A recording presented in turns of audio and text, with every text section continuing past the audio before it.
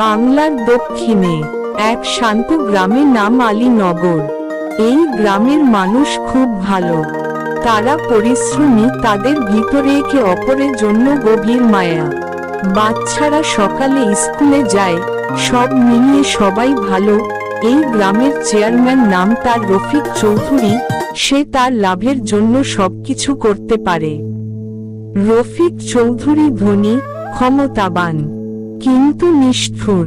গরিবের জমি কেড়ে নেয়, অনাথের ঘর ভেঙে দেয়, আর নিজের লোকদের দিয়ে মিথ্যা মামলা করায়।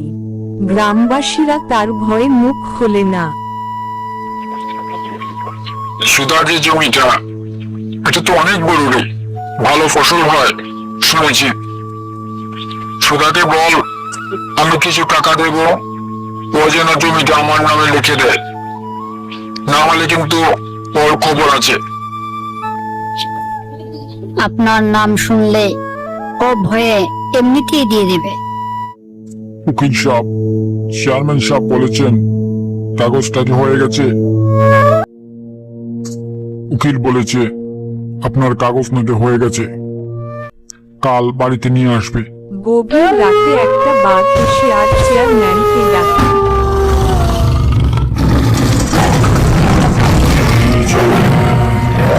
তুই বাহির হ, আমি তোকে মারবো, তোকে চিবিয়ে চিবিয়ে খাবো, তোকে মারবো, আমি এই গ্রামকে মুক্ত করবো, তুই আর বাঁচতে পারবি না, তুই মরবি, তুই মরবি। এই বাহির হ, বাহির হ, আমি এই গ্রামকে মুক্ত করবো, তুই আর বাঁচতে পারবি না, তুই মরবি। মা, চেয়ারম্যানের বাড়িতে বাঘ এসেছে, আমার ভয় করছে। উঠা বাঘ না রে মা, উঠা হলো একজন গরিব কৃষকের আত্মা। তার জমি কেড়ে নিয়েছিল রফিক চেয়ারম্যান, তারপর সে প্রতিবাদ করেছিল বলে তাকে ও মেরে ফেলে। এখন সে আত্মা হয়ে ঘুরে বেড়ায়। সব আমি রাতে থাকতে পারবো না, আমার ভয় করে, আপনি আমাকে ক্ষমা করুন, রাতে আমি থাকতে পারবো না। চুপ করো, এগুলো গ্রামের মানুষকে বলা যাবে না, বুঝলে? নইলে মানুষ আমাদের ভয় পাবে না। ওই আত্মা বলেছে আমাদের কাউকে ছাড়বে না। এগুলো ভয় পাবে না, কিছুদিন পর এমনিতেই চলে যাবে। একটা কিছু করতে হবে, এই নিয়ে তুই ভাবিস না। এখন যা, কেন যে হরিদাসকে মারলাম, তার জমিটা কেড়ে নিলাম, এখন তো দেখছি আমাকেই মরতে হবে। একটা রাস্তা বের করতে হবে, না হলে যে নিজেকে মরতে হবে। না, আমি মরবো না, একটা রাস্তা বের করবোই।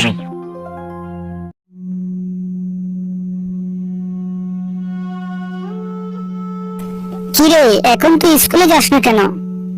এখন তো তোকে স্কুলে দেখা যায় না। কি স্কুলে যাবি না? না রে, আর যাব না। কিছুদিন আগে মা আমাকে ছেড়ে পৃথিবী থেকে চলে গেছেন। তোর বাবা নেই? বাবাকে আমি দেখিনি, মায়ের মুখে শুনেছি বাবাকে যেন কারা মেরে ফেলেছে। যাই, অন্য সময় কথা বলবো, কাজে যেতে হবে। কাজে না গেলে পেটে ভাত জুটবে না।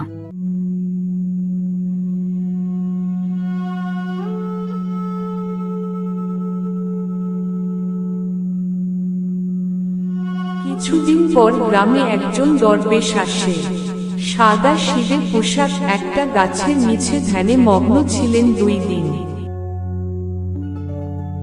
2 দিন পর তিনি সামনে দীপুকে দেখতে পেয়ে বললেন,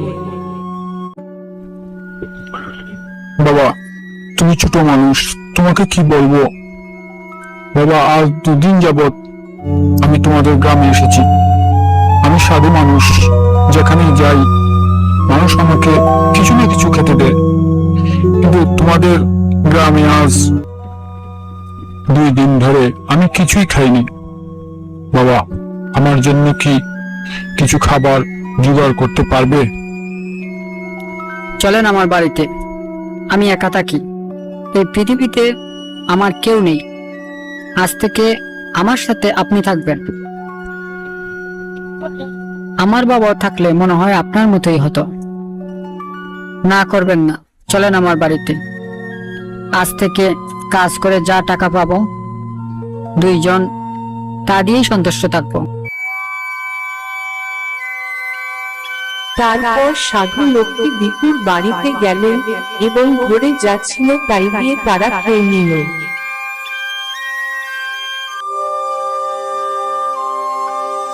একজন মহিলা দীপুর বাড়িতে এলেন। বাবা, আমার মেয়ে সোজা হয়ে দাঁড়াতে পারে না। আমি ডাক্তার কবিরাজ সব দেখিয়েছি, কিন্তু কোনো কাজ হয়নি। এখন বলেন বাবা, আমি কি করব? বাবা, আপনি তো দরবেশ মানুষ, আপনার কথা আল্লাহ শুনতে পারেন। আপনি যদি আমার মেয়েকে একটা ফু দেন, হয়তো তার মনের যন্ত্রণাটা কমে যেতে পারে। দিবেন বাবা? আপনি আমার কাছে অনেক আশা করে এসেছেন, আমি আপনাকে ফিরিয়ে দেব না। আমি আপনার মেয়েকে আগের মতোই সুস্থ করে দিব, তাও এখনই। শুধু ঈশ্বরের প্রতি বিশ্বাস রাখবেন। ঈশ্বর কখনো কাউকে খালি হাতে ফিরিয়ে দেন না।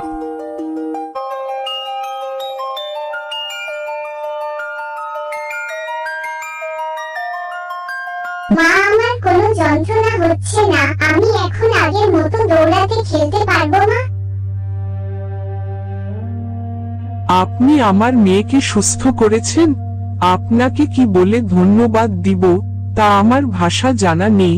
বাবা, আমার কাছে কিছু টাকা আছে, এই টাকাটা নিন। দয়া করে না করবেন না। না রে মা, সবকিছু ঈশ্বরের ইচ্ছা। উনি তোমার উপর সন্তুষ্ট, তাই তোমার মেয়ে সাথে সাথে ভালো হয়ে গেছে। আর টাকা আমার লাগবে না।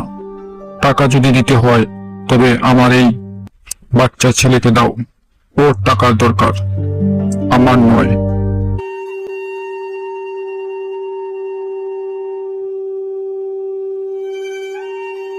বাবা, আমার অনেক দিন ধরে দুই হাত একেবারে অবশ। এই দুই হাত দিয়ে আমি কিছুই করতে পারি না। অনেক ডাক্তার দেখেছি, কিন্তু কোনো কাজ হয়নি। বাবা, আমাকে আপনি এই রোগ থেকে মুক্তি দিন। আমি আপনাকে অনেক টাকা দিব। আমি আপনাকে কোনো সাহায্য করতে পারবো না, কারণ হচ্ছে আমার চোখে আপনি দোষী। আমি কাউকে দেখলে তার অতীতের কথা বলতে পারি। আজ থেকে অনেক বছর আগে একটা লোকের তার জীবনের জমানো টাকা হারিয়ে ফেলেছিল। সেই টাকাটা আপনি পেয়েছিলেন, কিন্তু আপনি তাকে টাকাটা ফিরিয়ে দেননি। তারপর সেই ব্যক্তি টাকা না পেয়ে তার পরিবার পুরোপুরি অচল হয়ে যায়। সংসারে শুধু অভাব আর অভাব। এগুলো সেই ব্যক্তি সহ্য না করতে পেরে একসময় সে আত্মহত্যা করে মারা যায়। আমার দৃষ্টিতে আপনি একজন পাপী, আর পাপীদের আমি কোনো সাহায্য করতে পারি না। এই ক্ষমতা আমাকে ঈশ্বর দেননি। আর আজকের যে অবস্থা আপনার, এর জন্য আপনিই দায়ী। এটা আপনার কর্মের ফল। মৃত্যুর আগ পর্যন্ত এর ফল আপনাকে ভুগে যেতে হবে। মহিলাটি কোনো কথা না বলে চলে আসলো। বাবা, আমি একটা কথা বলি। আমার মাও জানেন না আমার বাবাকে কে মেরেছে। বাবা, আপনি বলেন না, আপনি তো সব জানেন আমার বাবাকে কে মেরেছিল। আমি তাকে জিজ্ঞাসা করব কেন আমার বাবাকে মেরেছিল। বাবা, এটা আমি জানি, তবে তোমায় এখন বলবো না। তবে তোমাকে বলবো, এবং সেটার বিচারও হবে। তুমি শুধু আমার উপর একটু বিশ্বাস রাখো, ধীরে ধীরে সব কিছু করবে। তোমার বাবার একটা অনেক বড় জমি ছিল, সেই জমির জন্যই তোমার বাবা মৃত্যু হয়েছে। আমি তোমাকে ওই জমি ফিরিয়ে দেব। দরবেশ হঠাৎ করে একদিন রফিক চেয়ারম্যানের বাড়ি গেলেন। চেয়ারম্যান তো দরবেশকে দেখে পুরাই অবাক। আরে দরবেশ সাহেব যে, আপনার কথা আমি অনেক শুনেছি। আমি মনে মনে ভাবছি আপনার কাছে যাব। এখন তো দেখি আপনি চলে এসেছেন আমার বাড়িতে। তো এখানে কেন? গোসল করে চলেন। না, আমি এখানেই ঠিক আছি। আপনাকে কিছু কথা বলার জন্য এখানে এসেছি। তা বলেন, কি বলবেন? এই গ্রামে এসেছি কিছুদিন হলো। আমি এই গ্রামের সম্পর্কে সবকিছু জানি। আপনার কথা লোকের মুখে শুনেছি, কিন্তু আজ আমি নিজে প্রমাণ। আমি মানুষকে সামনাসামনি দেখলে তার অতীত ভবিষ্যৎ সবকিছু বলে দিতে পারি। এই ক্ষমতা স্বয়ং ঈশ্বর আমাকে দিয়েছেন। আপনাকে আমি দুইটা দিক দেখাবো, একটা হলো বাঁচার দিক, একটা হলো মৃত্যু। এখন বলেন আপনি কোন দিকটা চান? আপনার একটু বড় সাহস, আমার গ্রামে এসে, আমার এলাকায় এসে আপনি আমাকে হুমকি দিচ্ছেন। আপনার সাহস দেখে আমি অবাক। এত সাহস আপনার? আপনাকে আমি দেখে নেব। যান এখন আমার বাড়ি থেকে। যারা অন্যায়ের প্রতি সবসময় লিপ্ত থাকে তারা কোনো সময় ভালো হয় না। যাচ্ছি আপনার বাড়ি থেকে। দরবেশ যাওয়ার পরে তারা ওই গভীর রাতে দীপুর বাড়িতে চেয়ারম্যান ও তার লোকেদের নিয়ে দীপুর বাড়িতে আগুন লাগিয়ে দিল। দরবেশ আমাকে হুমকি দিয়েছিল। আমাকে আমাকে যারা আঙ্গুল তুলে তাদের আমি সাথে সাথে শেষ করে দিই। কোথায় গেলি দরবেশ? বাবা, বাইরে তো আগুন, আমরা তো মরে যাব। বাবা, তোমার ঘর বাড়ি, তুমি, আমি, আমাদের কারো কিছু হবে না। তুমি কোনো চিন্তা করবে না। দেখবে যেভাবে আছেন সেভাবেই থাকবেন, কোনো কিছু হবে না। কাল তোমার বাড়িতে চেয়ারম্যান আসবে আমার কাছে ক্ষমা চাইতে। ওই সময় তোমাকে বলবো কে তোমার বাবাকে মেরেছিল। তাকে তুমি সামনাসামনি দেখতে পাবে। এখন তুমি পরের দিন সকালে চেয়ারম্যানের বাড়িতে সাপ, আমরা যে রাতে আগুন লাগিয়েছিলাম ওই দীপুর বাড়িতে কিছুই হয়নি। আগে যেভাবে ছিল ঠিক সেইভাবে। জানি না এই দরবেশটা কিরকম। কি করবো? রাতে আসেন। এদিকে দরবেশ আমাকে বললো একটা সুযোগ আছে। দরবেশের সাথে এমনিতেই পেরে উঠতে পারবো না, ওকে গুড্ডি দিয়ে বেঁচে ফেলতে হবে। দরবেশের কাছে আগে গিয়ে ক্ষমা চাইবো, তারপর বাঘের কথা বলবো। চেয়ারম্যান দীপুর বাড়িতে গেল। আমি ভুল করেছি, আমাকে আপনি ক্ষমা করুন। আমি আর এরকম কাজ করব না। দয়া করে আপনি আমাকে ক্ষমা করুন। আমি তোমাকে ক্ষমা করব। তার আগে আমার কিছু শর্ত আছে। যদি তুমি তা পালন করো তাহলেই তোমাকে ক্ষমা করব। হ্যাঁ, আমি অবশ্যই রাজি। আপনি যা বলবেন আমি তাই করব। আমাকে আপনি ক্ষমা করুন। তুমি আজ থেকে যত মানুষের কাছ থেকে যত জমি কেড়ে নিয়েছ, যত টাকা কেড়ে নিয়েছ, মানুষদের সুবিধা থেকে বঞ্চিত করেছ, সব কিছু তাদেরকে ফিরিয়ে দিতে হবে। আর আমার সামনে যে বাচ্চা ছেলেটা দীপু, ওকে তো তুমি চিনোই। ওর বাবাকে তুমি নৃশংসভাবে হত্যা করেছ। যে জমির কারণে ওর বাবাকে হত্যা করেছ সেই জমি এই দীপুকে তুমি ফিরিয়ে দাও। হ্যাঁ, আমি আপনার সব কথা রাখবো। আমাকে আপনি বাঘের হাত থেকে বাঁচান। আমি তোমায় 2 দিন টাইম দিচ্ছি। 2 দিনের ভিতরে তুমি সবাইকে সবকিছু দিয়ে দেবে। আমি আমার বাবাকে দেখিনি। আপনি আমার বাবাকে মারলেন। গ্রামের লোকের মুখে শুনেছি আমার বাবা সরল সহজ ছিলেন। সবাই আমার বাবাকে ভালোবাসতো। আপনি কেন মারলেন আমার বাবাকে? আমার বাবা আপনার কি ক্ষতি করেছিল? এই কাম ধরলাম, আর জীবনে কোনো খারাপ কাজ করব না। আর তোমার জমি কালকেই আমি দিয়ে দেবো। জমি তুমি কালকে দাও, সমস্যা নেই, কিন্তু আজ জমির কাগজ নিয়ে আসো। তাও এখনই ওই বাচ্চা ছেলের হাতে কাগজটা দিয়ে দাও। আর গ্রামের সবাইকে যা যা নিয়েছো আজকের থেকে কাজ শুরু করে দাও। শালার দরবেশ, আগে বিপদ থেকে উদ্ধার হই, তারপর তোকে দেখে নেব। তুই ওই গ্রামে কিভাবে থাকিস আমিও দেখে নেব। আমার নাম রফিক চেয়ারম্যান। বাবা, এই লোকটি কি ভালো হবে? না, এই লোক কোনো সময় ভালো হবে না।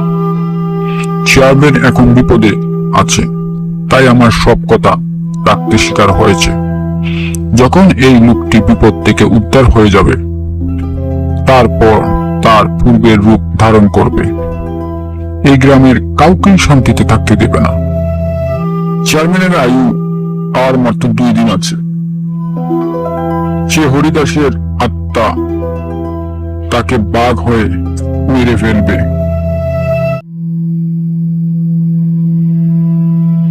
গ্রামের যাদের কাছ থেকে জমি টাকা অপহরণ করেছিল তাদের সবাইকে পাওনা বুঝিয়ে দিল। হরিদাসের মাকেও তার জমি বুঝিয়ে দিল। চেয়ারম্যান তার কাজ শেষ করে। 2 দিন পরে দীপুর বাড়িতে গেল দরবেশ। আমি আপনার কথা মোতাবেক সব কাজ শেষ করে এসেছি। এখন আপনি আমাকে বাঁচান। তোমার জীবনের মালিক একমাত্র ঈশ্বর। তোমার মৃত্যু একেবারে নিকটতম। তোমার জীবনে অসৎ কাজ অতিরিক্ত হয়ে গেছে। তোমার ভিতরে কোনো অংশ আর সাদা নেই, সব কালো হয়ে গেছে। তুমি এখন বাড়িতে যাও। শালার দরবেশ, বাঘের হাত থেকে বেঁচে যাই, তারপর তোকে বুঝাবো কত দামে কত চাল যায়। বাবা, ওনাকে কি একটা সুযোগ দেওয়া যায় না? হয়তো উনি ভালো হয়ে যেতে পারেন। দেন না বাবা একটা সুযোগ। এই ব্যক্তিকে আমি অনেকবার সুযোগ দিয়েছি, সে জানেও না। সে যে কথাগুলি বলে তাও আমি শুনতে পাই। এখন সে যেতে যেতে যেগুলি কথা বলেছে সেটাও আমি শুনতে পেয়েছি। বললে তুমি অবাক হবে, তাই বলছি আজ রাতেই তার শেষ রাত। সে কোন সময় ভালো হবারই। আমারও যাওয়ার সময় হয়ে গেছে, আমারও যেতে হবে। বাবা, আপনি চলে যাবেন আমাকে একা রেখে? না বাবা, আমরা যেখানে যাই সেখানে সব সময় একা থাকতে হয়। সেখানে কাউকে নেওয়া যায় না। দীপু বুঝতে পারল না দরবেশ তাকে কি বলছেন। দরবেশ সেখানে একটা রহস্য রেখে দিলেন। রাতে চেয়ারম্যানের ঘরে বাঘ এলো।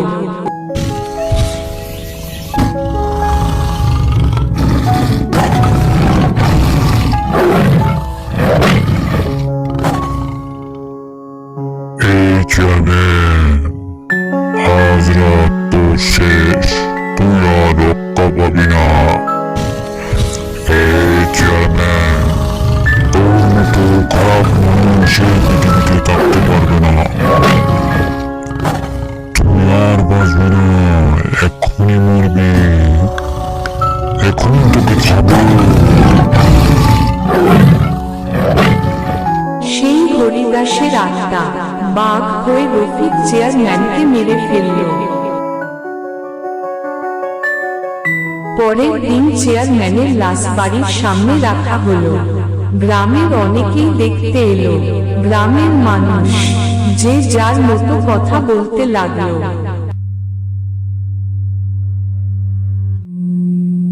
দীপু বাড়িতে চলে আসলো। বাবা, দেখে এলাম চেয়ারম্যান তো মারা গেছে। বাবা দীপু, তোমাকে আমি কাল বলেছিলাম যে আমি আর এখানে বেশি দিন নেই। আমার আজই যেতে হবে, আর এখানের কাজ আমার শেষ। আর এখন থেকে তুমি ওই জমি চাষ করবে, তোমার আর কোনো অভাব থাকবে না। জীবনে যতটা পারবে মানুষকে সাহায্য করার চেষ্টা করবে। সাহায্য করতে না পারো, ক্ষতি কখনোই কারো করবে না। আমি চলে যাচ্ছি। তোমার যদি কখনো আমার কথা মনে হয় আমাকে তুমি ডাক দেবে, আমি সাথে সাথে তোমার সামনে আসবো। কষ্ট হচ্ছে তোমাকে ছেড়ে যেতে, তবুও আমার যেতে হবে।